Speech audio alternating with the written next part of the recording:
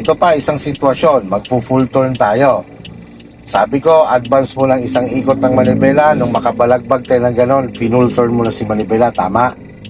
Pansinin mo, sa side mirror mo, hindi mo nakita ang kahabaan ng kalsada. Tama? So ito na yung mga safety procedure dyan, lingunin mo ang kalsada. Tumingin ka sa kalsada. Yan, ganyan ang diskarte ng isang defensive driver, ha? Opo. Wala naman parating, ano? Pero ang unahan natin, mayroon. Di ba? Yan, so wag ka mo lang pumasok dyan. Kasi baka may biglang dadating din sa kaliwa, makakaabala tayo. Opo. Yan. Yan lang, huwag tayong magiging mainipin sa pagmamaneho. Kumbaga, kailangan patient. Hindi naman natin kailangan magmadali dyan. Makakarating din naman tayo sa ating pupuntahan. At tingnan mo, check mo ulit. Last na yan, ano? Opo. Okay, pwede ka nang bumitaw ng brake. Malayo pa naman yon. Malayo pa rin ito. Sige, bitawan mo si brake. Bitawan mo si brake, hindi i-brake. Yan, balik ng manabela ng isa. Isa muna, antay mo humarap. Dalawa, o gas ikaw. Yan, tuloy-tuloy na ikaw sa gas. Gas naman ang kailangan mo dyan kasi pahon. Hayaan mo lang siyang umovertake. Basta pag may nag-overtake, slow down ka lang. Yes. Every situation, kailangan natin ng explanation. Yes. Yes. Diba? Kasi importante yan sa isang nag-aaral. Opo. Kumbaga na hindi yan pagalit. Hindi ibig sabihin, hindi yan galit.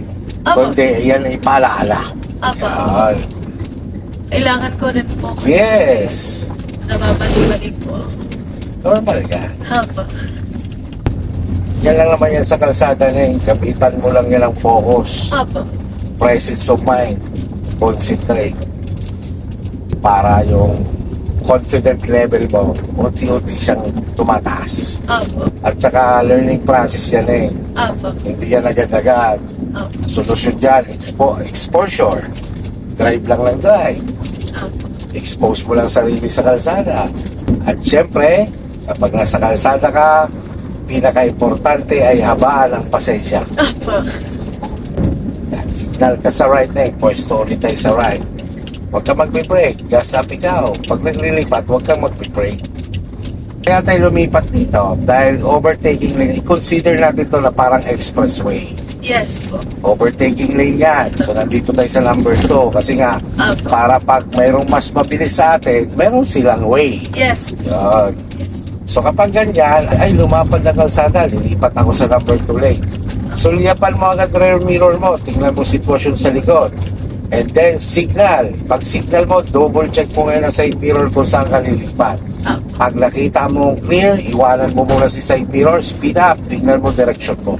Opo. Diyan lang naglilipat na linya. Kailangan na-anticipate mo galaw ng kapwa mo motorista. Na-anticipate mo direction mo. Na-anticipate mo ang galaw ng sasakyan mo.